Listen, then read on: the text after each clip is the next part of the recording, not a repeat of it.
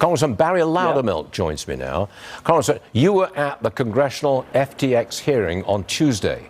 Why do you think Sam Bankman-Fried was arrested before he could testify before that committee?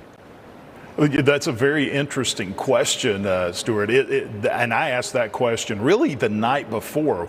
The timing of this is unbelievable. Okay. And, the conspiracy theory side of me says that possibly somebody did not want him testifying to Congress to say some things that they didn't want out.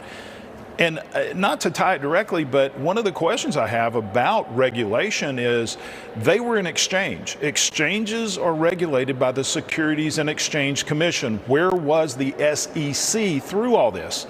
Did they just turn a blind eye because they're too interested in pushing ESG rules on other corporations? I think it's possible that our SEC did not have authority over FTX because it was headquartered, and it was an exchange, in the Bahamas. That may be why the SEC has been, until now, has been absent here. But do you ever expect to hear him testify?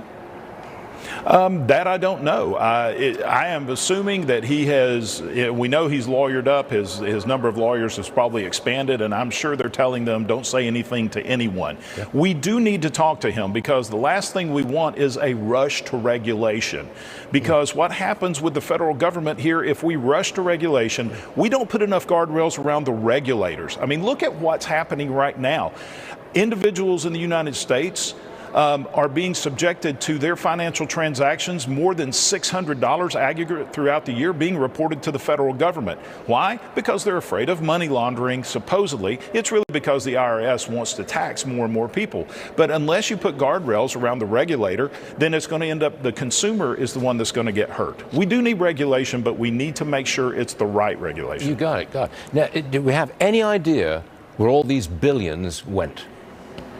In fact, we do not, and that's one of the reasons why we need to hear from Mr. Fried. Now, Mr. Ray, who's currently running the operation there at FTX, he answered a lot of good questions, but the problem is he doesn't know because of the lack of record keeping that they had. He said they were running this multi-billion-dollar company on QuickBooks. Yeah. I use QuickBooks in my small business, so there's a lot of information that he still needs to uncover, but he does say there's indication of a lot of commingling of funds and some pretty potential criminal activity that had gone on. You got it. Thanks for your contribution today, Congressman.